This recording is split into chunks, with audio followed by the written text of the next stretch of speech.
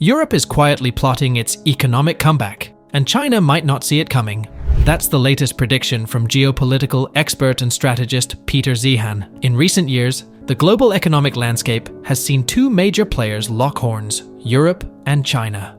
This isn't a physical battle, but fought through trade, technology, and influence. Europe and China struggle for economic survival as the world's economy becomes more interconnected.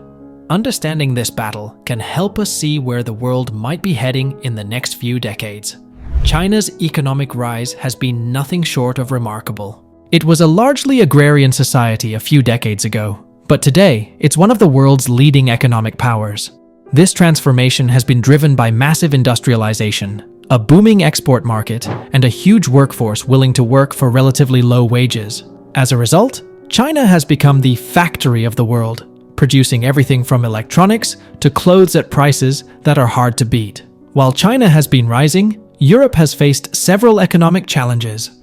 The 2008 financial crisis hit Europe hard, leading to high unemployment rates, especially in Greece, Spain, and Italy.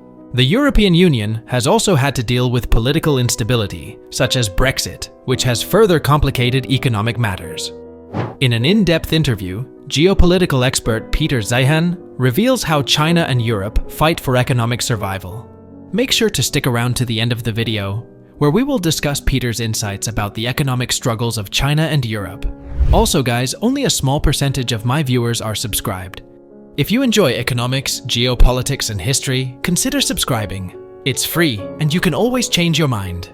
Now, let's jump in with this interview with Peter Zyyhan. So the German industry that created all of the chemicals that then go into German manufacturing, that just stopped.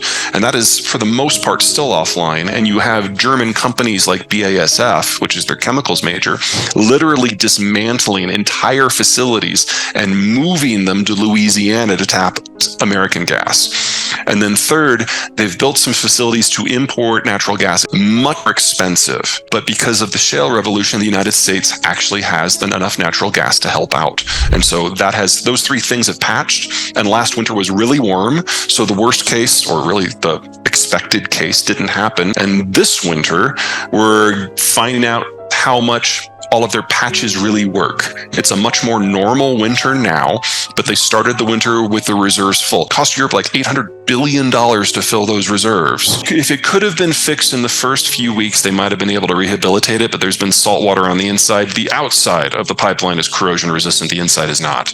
And so they would have to relay the whole thing at this point. He probably not be getting rid of the central bank after all, because they know that, among other things, regulates banks, which is a relevant thing.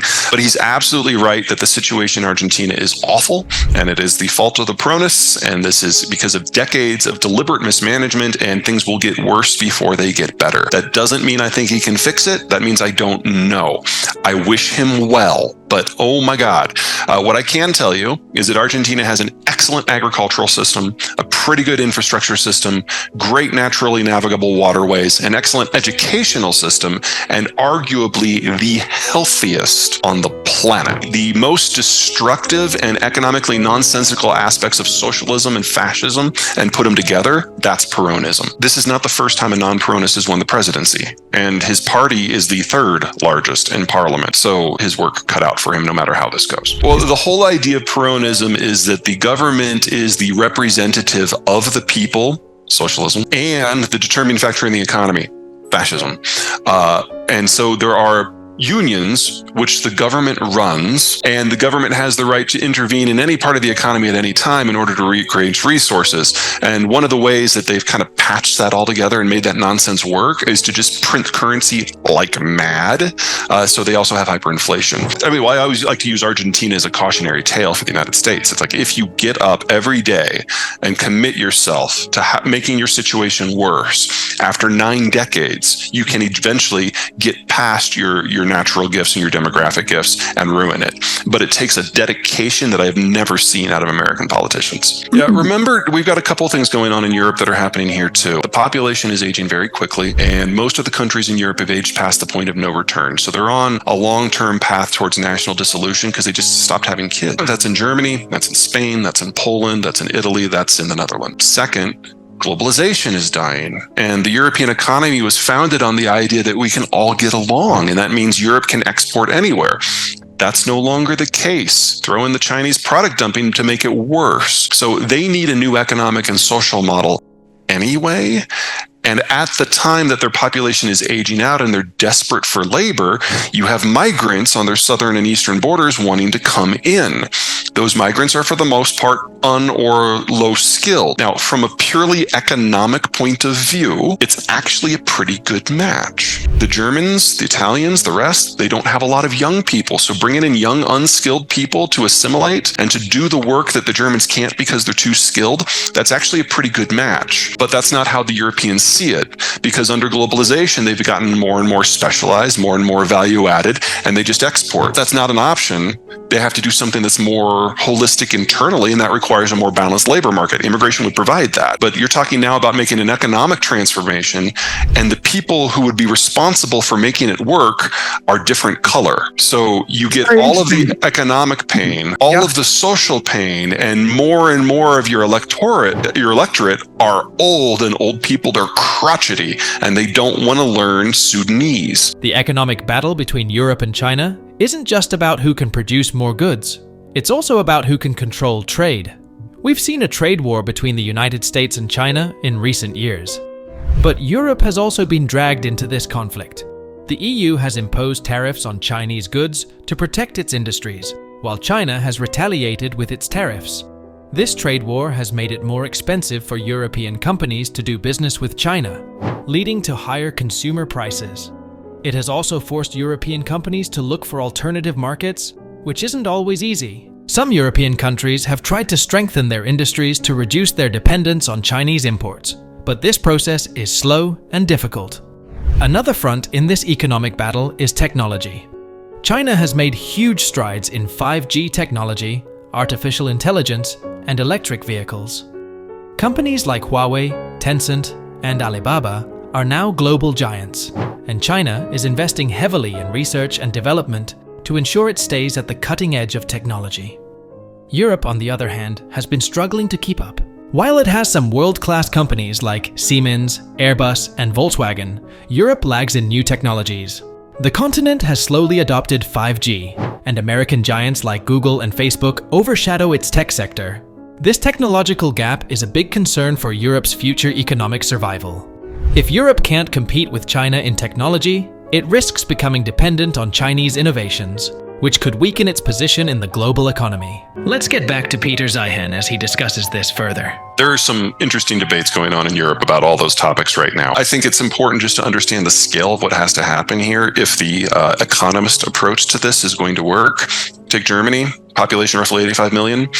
They need 2 million people a year under age 25 for the next 30 years. People who say that immigration is the solution, like it can be a patch, it can be part of a broader approach.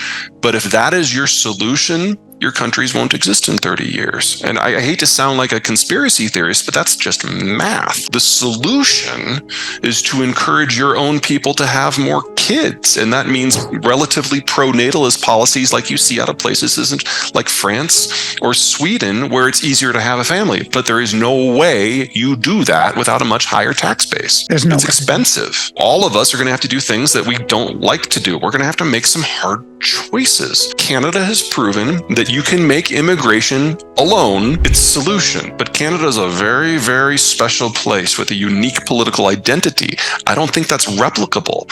Inward migration to Canada on a per capita basis is tripled out of the country in second place. I don't think anyone else can follow Canada on that path. We have to find another way. England is they're not a settler state, but they're functionally in the same basket. If you're talking about the settler states, New Zealand, Australia, the United States, Canada, and to a lesser degree, the United Kingdom and Argentina, we have a much more fluid definition of citizenship. We can bring in a higher percentage. Where that number is, of course, is subject to much debate. We can do it and sustain it much more than the nation states of Europe who are ethnically defined. Germany has honestly, I think, bent over backwards to try to loosen the definition of German, but just the scale of the problem and the shortcomings in numbers are so huge that it's just not enough. In Italy, they haven't even tried. When you immigrate to Italy, you're pretty much living in a ghetto. Poland's even worse. Here, however, you know how when you fill out a form that asks you your race and your ethnicity, and how if you mark the first one white, and then down below, the subcategory for white Caucasian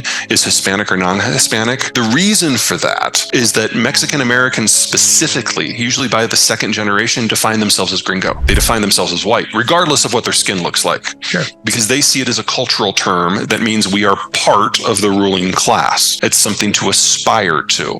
And for the most part, American culture agrees with that. One of the great things that I think Donald Trump did on race relations, of all things, is to convince the American hard right that the Mexicans are part of the club. That was a huge achievement. Exactly. Just because what he discovered is something the Democrats haven't learned, is that the only group that's more opposed to inward migration to the United States than the labor unions are existing Mexican Americans. Yeah. He figured that out. They haven't. But in the broader societal issue, we're going through a political reshuffling in this country, and the factions that make up the parties are moving around, and some of them are jumping ship, and some of them have been pushed off the ship. So Donald Trump was successful at drawing the unions out of the Democratic coalition, and they're functionally swing voters now. So what is the future of this battle between Europe and China? It's hard to say, but one thing is clear. Both sides face significant challenges. China's rapid growth has come with environmental and social costs, and it's not immune to economic slowdowns. Meanwhile, Europe must address its demographic issues, political divisions, and technological lag to stay competitive. What can Europe and China do? The economic battle between Europe and China is shaping the future of the global economy. While competition drives innovation and growth, it also brings risks and uncertainties. The trade wars, technological rivalries, and political tensions between these two giants could lead to a more divided world where cooperation becomes increasingly difficult. However, it's important to remember that Europe and China have much to gain from working together. While they may be economic competitors, they also face common challenges such as climate change, global health crises, and the need for sustainable development.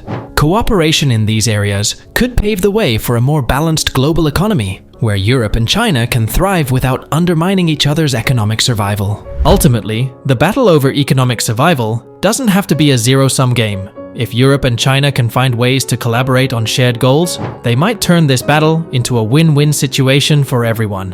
What do you think of these developments? Share your thoughts in the comments below. Thanks for watching. Remember to subscribe for more updates and analysis as we track the most important global issues.